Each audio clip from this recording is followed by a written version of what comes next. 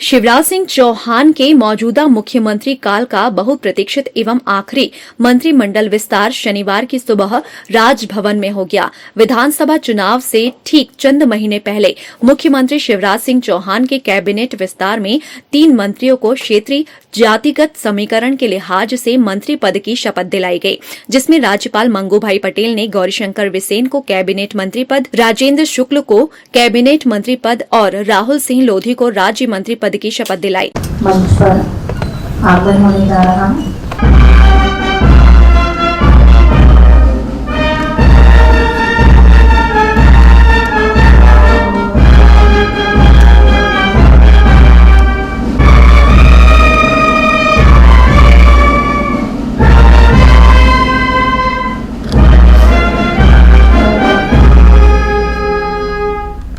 माननीय राज्यपाल महोदय, मैं गौरीशंकर चतुर्भुज बिसेन ईश्वर की शपथ लेता हूं कि मैं विधि द्वारा स्थापित भारत के संविधान के प्रति सच्ची श्रद्धा और निष्ठा रखूंगा, तब के सिवाय जबकि ऐसे मंत्री के रूप में अपने कर्तव्यों के समय निर्वहन के लिए ऐसा करना अपेक्षित हो, मैं प्रत्यक्ष अथवा अप्रत्यक्ष रूप से संसूचित या प्रकट नहीं करूंगा।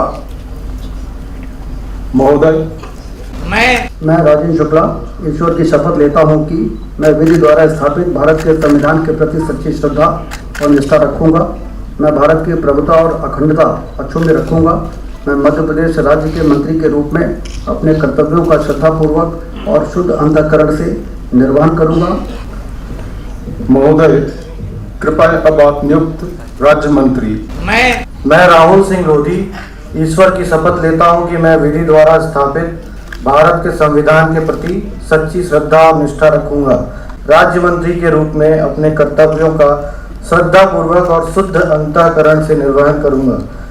हालांकि शिवराज सिंह चौहान के कैबिनेट विस्तार पर जबलपुर की एक बार फिर उपेक्षा बरते जाने से वरिष्ठ कांग्रेस नेता एवं राज्यसभा सांसद विवेक कृष्ण तन्खा के ट्वीट ने सियासत को गरमा दिया है। राज्यसभा सांसद विवेक तन्खा लिखते हैं कि जबलपुर के नागरिक के नाते मैं आहत हूं। आज का मध्य प्रदेश मंत्रिमंडल विस्तार बीजेपी कार्यकाल का अंतिम माने जबलपुर संभाग के साथ फिर नाइंसाफी हुई है। मेरा प्रश्न सीएम शिवराज सिंह चौहान जी से है कि आपकी राजनीतिक नाराजगी जबलपुर से है या फिर अजय बिश्नोई जी से? आहत तो जबलपुर है। वहीं राज्यसभा सांसद विवेक कृष्ण तन्खा के ट्वीट पर जबलपुर भाजपा महानगर अध्यक्ष प्रभात साहू ने पलटवार करते हुए कहा कि जिनके घर कांच के होते हैं वह दूसरों के घर पर पत्थर नहीं फेंकते। उलट प्रभात साहू ने विवेक तन्खा पर ही सवाल दाग दिया कि कांग्रेस के लंबे अरसे तक सत्ता में रहने पर जबलपुर को क्या दिया। माननीय विवेक तन्खा से मैं पूछना चाहता हूँ कि 1947 के बाद जब देश आज़ाद हुआ तो कांग्रेसी सरकार थी, तो मैं उनसे पूछना चाहता हूं कि जबलपुर को उन्होंने क्या दिया, क्या सौगात दी जबलपुर? आज़ादी के बाद 2003 के बाद इस मध्य प्रदेश में, केवल जबलपुर अकेले की बात नहीं कर रहा हूं, 2003 के बाद जब हमारी सरकार आई तो 20 वर्षों में तस्वीर और तकदीर मध्य प्रदेश की दोनों बदली, न केवल जबलपुर बल्कि पूरे मध्य प्रदेश के अंदर। और यदि हम योजनाएं गिनाने बैठेंगे, विकास के काम गिनाने बैठेंगे, तो मुझे लगता है कि 24 घंटे भी कम पड़ेंगे। माननीय विवेक तन्खा जी से मेरा आग्रह है कि एक बार जरा 55-60 साल जो कांग्रेस ने शासन किया वो ये तो बताएं कि मध्य प्रदेश के जर्जर बीमारू मध्य प्रदेश, बंटाधार मध्य प्रदेश, चलने लायक सड़कें नहीं चलने वाला मध्य प्रदेश में बिजली नहीं, बेटियां पढ़ने से मोहताज, बेटियों का सम्मान नहीं, इस मध्य प्रदेश में बीमारू राज बना दिया। तब माननीय विवेक तन्खा जी मौन क्यों थे?